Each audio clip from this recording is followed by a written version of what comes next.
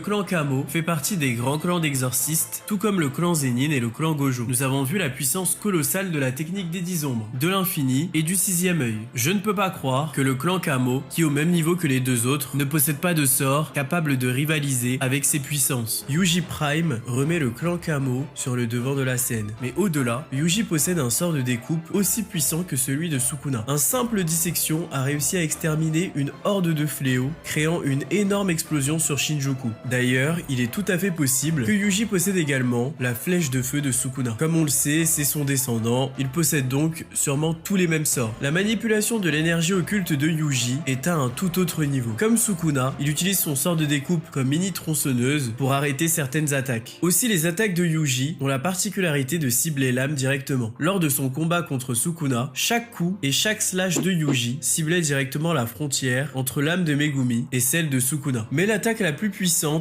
que Yuji nous a montré dans Modulo, c'est son sort de découpe à l'encontre de Mahito. Yuji a littéralement découpé l'entièreté du royaume des âmes en gardant ses mains dans ses poches. Yuji demande même à Mahito: tu as toujours été si faible? Sa puissance dépasse l'entendement. La manière dont Yuji a traité Mahito nous rappelle automatiquement Gojo et Sukuna face à Jogo. Les fléaux de rang S sont désormais du menu fretin face à Yuji. Mais ce n'est pas tout, car la puissance de Yuji Prime remet vraiment en cause toutes les règles de l'occulte. Contrairement à Gojo et Sukuna, les attaques de Yuji sont totalement imprévisibles. C'est quasiment impossible d'anticiper son prochain mouvement. Dans Modulo, Mino explique que la précision occulte de Yuji est hors du commun. Il n'a pas pu sentir son énergie occulte avant qu'elle soit dans son poing. Rappelez-vous, durant l'affrontement Gojo contre Sukuna, on apprenait qu'avant l'activation d'un sort, une étincelle fait son apparition. Même les exorcistes d'exception comme Gojo ne dérogent pas à cette règle. Avant d'activer une technique, il y a une étincelle. Cette étincelle permet à l'opposant d'anticiper et de prédire l'attaque de l'exorciste. Mais ici, Yuji ne semble pas émettre d'étincelle. Encore une fois, il réalise un exploit que ni Gojo ni Sukuna n'est capable d'accomplir. Yuji maîtrisant la technique de manipulation du sang, il peut certainement utiliser Élan des écailles rouges. Ce sort permet de manipuler le sang dans son propre corps pour devenir plus puissant et plus rapide. Cette technique boostera davantage les capacités physiques de Yuji alors que sa force est déjà extrêmement élevée. Malgré tous ces éléments, je sais que certains d'entre vous restent sceptiques. Vous vous demandez sûrement comment Yuji pourrait outrepasser l'infini. Eh bien, tout simplement grâce à l'amplification du territoire. L'amplification suspend la technique de l'ennemi en enveloppant l'utilisateur dans un mini territoire. On ne peut plus utiliser son sort lorsque l'amplification est active, mais on peut toucher Gojo physiquement. Yuji pourrait atteindre Gojo de cette manière. Et si jamais un duel de territoire voit le jour entre Yuji, Gojo et Sukuna, qui gagnerait? Eh bien pour moi, Yuji gagnerait pour une raison très simple. Lorsqu'il y a un combat de territoire entre plusieurs territoires du même niveau, les effets de chaque territoire s'annulent. C'est ce qui s'est passé entre Gojo et Sukuna. Mais lors de leur 5e duel de territoire, Gojo a eu l'avantage parce qu'il a déployé son territoire 0,01 seconde avant Sukuna. Par conséquent, la vitesse peut permettre de réussir à prendre l'ascendant. Et comme on l'a vu dans Modulo, Yuji a une vitesse d'exécution occulte complètement hors norme. Mahito est connu dans JJK